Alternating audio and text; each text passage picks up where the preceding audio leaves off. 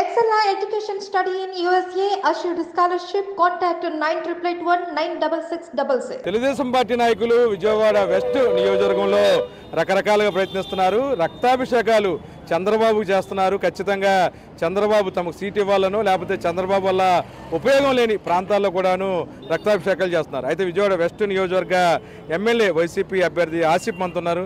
Sir ఏంటి విజయవాడలో Telugu Desam party నాయకులందరూ కూడాను బ్లేడ్లతో చంద్రబాబు రక్తాభిషేకం చేస్తున్నారు. అంటే బ్లేడ్ బ్యాచ్ విజయవాడలో ఉందనేది చూసాము. ఇప్పుడు లైవ్లో కూడా చూసే ఆ పరిస్థితి వచ్చింది.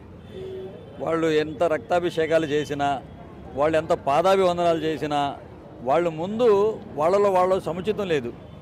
వాళ్ళలో ముందు సముచితం ఉండి తర్వాత ప్రజాక్షేత్రంలో వచ్చి మా మీద పోరాడమని చెప్పండి. అంతేగాని ఒకడెక్కుతుంటే ఒకడు లాగేస్తున్నాడు. వాళ్ళ సముచితం లేనప్పుడు వాళ్ళ పార్టీకి ఏం బలం ఉంటుంది, లేకపోతే వాళ్ళ నాయకుడి దగ్గర ఏం విలువలు ఉంటాయి?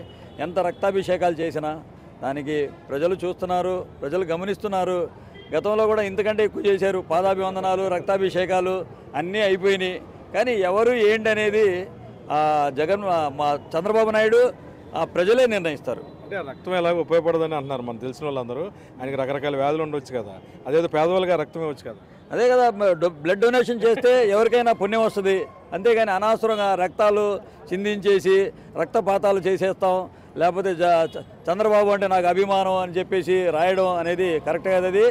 ఆ బ్లడ్ ఏదో ఒక పేదవాడికి ఇవ్వండి, మీ బ్లడ్ గ్రూప్ తెలుసుకొని ఆడైనా కొద్దిగా బతికి బయటపడతాడు అని ఆయన ఒక మనవి చేసుకుంటున్నాను. సార్ చెప్పండి, అంటే బ్లేడ్ బ్యాచ్ ఆగడాలు చాలా ఉంటాయని తెలుసు, అది విజయవాడ వెస్ట్లో ఇంకా కొనసాగుతున్నాయా? అవి ఉండే చోట ఉంటుండే ఇవన్నీ కామనే. కానీ కాకపోతే ఏంటంటే ముందు వాళ్ళు ఒక నిర్ణయానికి రమ్మని చెప్పండి. వాళ్ళలో పొత్తులు ఉన్నాయి.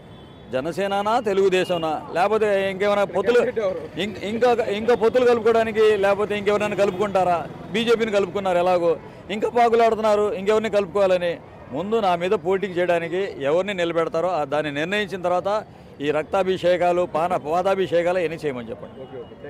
మొత్తమే కూడాను విజయవాడ పశ్చిమ నియోజకవర్గంలో అభ్యర్థులు ఎవరు ముందు తెలుసుకున్న తర్వాత యుద్ధరంగంలోకి రావాలని చెప్పి కూడాను విజయవాడ పశ్చిమ నియోజకవర్గ ఎమ్మెల్యే అభ్యర్థి ఆసిఫ్ చెప్తున్నారు. వీడియో జర్నలిస్ట్ భానుతో కలిసి ఐ డ్రీమ్ కోసం అబ్దుల్ అలీ, విజయవాడ.